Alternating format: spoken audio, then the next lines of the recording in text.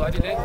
Yeah, we're KEZI. Tell your weatherman, get it straight, son. 50-mile-an-hour winds, rain, everything. Hey, thanks we for played watching. our whole day. Well, I'm not going to watch now. Holy smokes. I'll tell him you watch. Yeah, we watch. We got the wrong report. I mean, I'm the sports. We're in the sports department. Oh, you just shift the blame right there. Wash our hands. I got nothing to do with it. Nothing to do. It's the offense's fault. I got nothing to do with it, right? Exactly. Come on. Same thing. We thought it was going to be awful out, so we just planned on being inside because we want to get a productive practice in. So we got a productive practice in.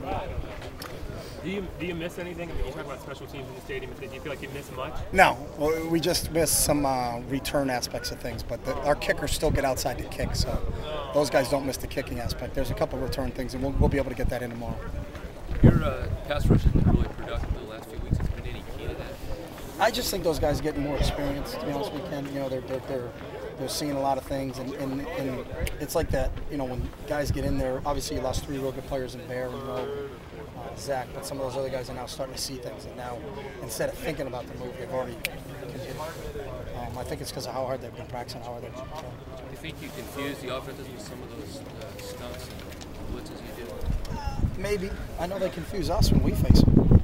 It's hard sometimes because there's a lot of real athletic kids, and if you're off just a step and say, oh, it's not him, it's him, you got Kadu and Jordan and Combo and some kids, athletic kids like Terrell and those guys that can beat you if you're not perfect in your sets.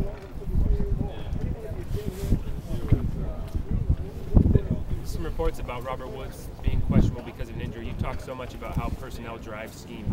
Would you think they would plug somebody in and move them around as much as they do with him, or do you think that would? I don't know. I don't know. I really don't know. I mean, they haven't played a game without him, so I'm sure they would try to see what they could do with him.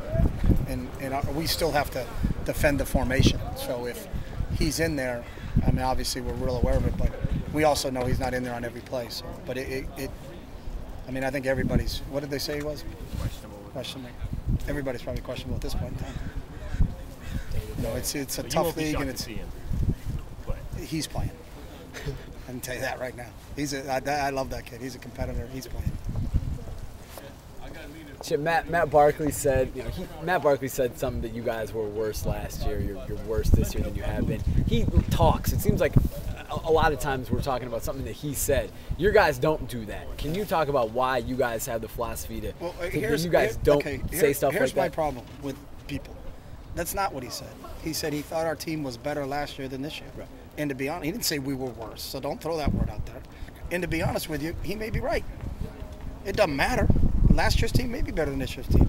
We should get like an EA Sports simulation and have the 10 team play the 11 team. It doesn't mean anything, but I like Matt. Matt tells you what's on his mind, but he didn't say worse. He said he thought last year's team may be better than this year's team. He could be right. I don't know, but I mean, we don't get caught up in that. You guys don't talk like that, though. I mean, your players wouldn't even compare USC's team from last year to this year, and I imagine that comes from you, and that's kind of the philosophy of how you guys talk. Well, just our philosophy, and not what we talk about. Is just we talk about what we can control, and whether a team was better last year or this year, or was the '85 Bears defense better than the Ravens defense? All those other things that makes for great talk, and it's what fuels things during the week. But for us, our focus and concentration is on stopping Matt Barkley, who I think is playing at as high a level as any quarterback in the country right now. So, but I know Matt. I've met him on media days and things like that. I love the kid. He's an unbelievable competitor, and I would love to coach Matt Barkley. How would you compare he and Luck? A couple people have said they thought they're similar. And it's who's the best supermodel. I mean, it's not like when you say I like Luck better than I like Barkley. I like Barkley better than I like It's do you want to have a Ferrari or do you want to have a souped-up Mercedes? I mean, they're both outstanding quarterbacks, and I would imagine both of them, if they decided to go, would be top 5 draft picks from what everybody says. And you only can pick one guy first, but that doesn't mean you don't like the other guy. But unfortunately for us, we have to face them both 2 weeks in a row. But I would love to coach both those guys because they're both great competitors. You can tell how prepared they are and how they understand their scheme. In a league of really good quarterbacks, and I throw Foles in that group. It's been a real challenge for our defense, and so far we've come up on the right side twice. But we'll see what we can do this week against another really